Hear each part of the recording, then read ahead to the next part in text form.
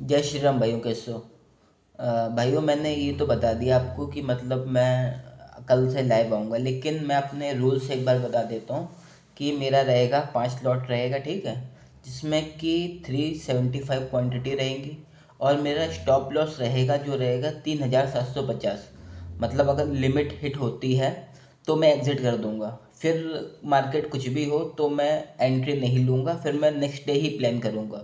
उस दिन कुछ भी नहीं करूँगा, ठीक है। और जो मेरी एंट्रीज होती है आपको भी पता है, मैं ब्रेकआउट पे एंट्री करता हूँ, ब्रेकडाउन पे एंट्री करता हूँ और वॉल्यूम भी देखता हूँ साथ में, ठीक है। कैंडल भी देखता हूँ कि कैंडल कैसी फॉर्म हो रही है, फुल बॉडी कैंडल है कि नहीं है, या फिर ईएमए से रिजेक्शन ले रहा है कि नहीं ले रहा है, ठीक है।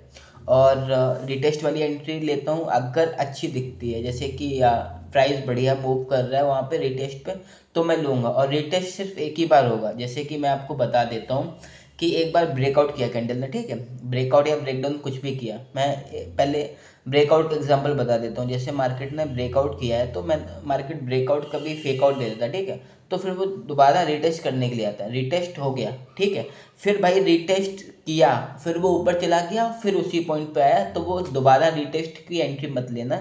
वो बहुत ज़्यादा बेकार रहती है और रिवर्सल नीचे जाने का बहुत ज़्यादा चांसेस रहते हैं, ठीक है।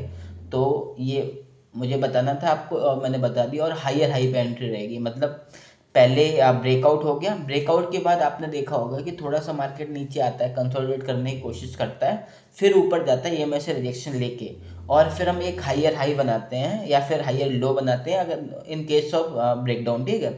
तो हायर हाई पे जब हम एंट्री लेते हैं और नीचे कैंडल का स्टॉप लॉस रखते हैं, जो भी आपका है 1:1, 1:2, 1:3, ठीक है।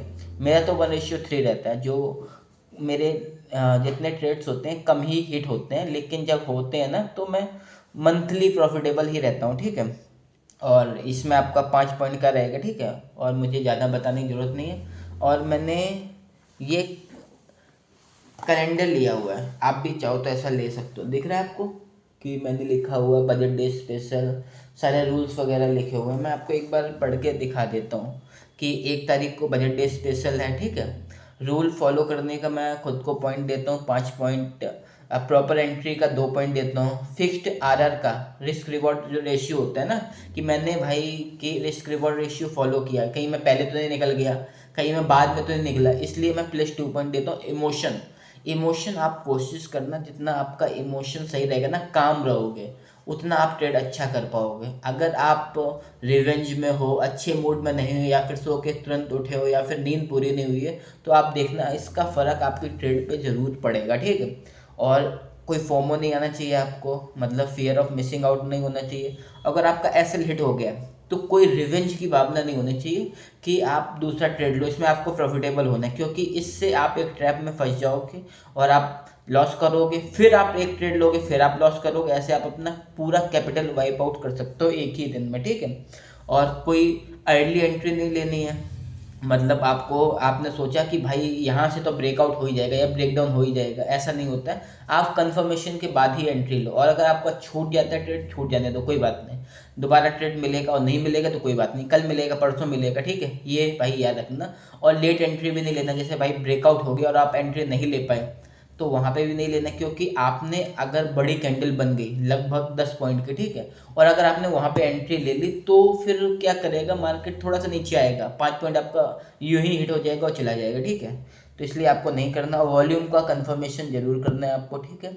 और अगर आप चाहो तो ऐसा एक का कैलेंडर मंगा लो जिसमें आप 3 मार्कर रखो, ग्रीन, रेड और ब्लैक। ग्रीन का मतलब हो गया कि आप जिस दिन आपने प्रॉफिट किया, ठीक है, और रूल फॉलो किया। लॉस, रेड का मतलब है आप, मतलब कि आपने लॉस किया लेकिन आपने रूल फॉलो किया। और ब्लैक का मतलब है जिस दिन आपने रूल अपना तोड़ा।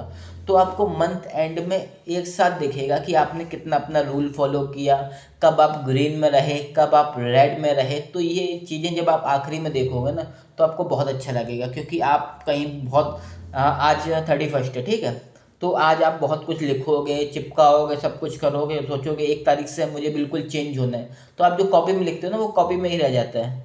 इसलिए मैंने ये कैलेंडर लिया है कि मैं यहाँ पे अपने डेस्क पे रखूँगा, तो मुझे दिखाई देगा, और दिखाई देगा तो मेरा माइंड कहेगा हाँ ये फॉलो करना है, ये करना है, वो करना है। ओके भाई, जय श्री राम, जय हिंद, मिलते हैं कल।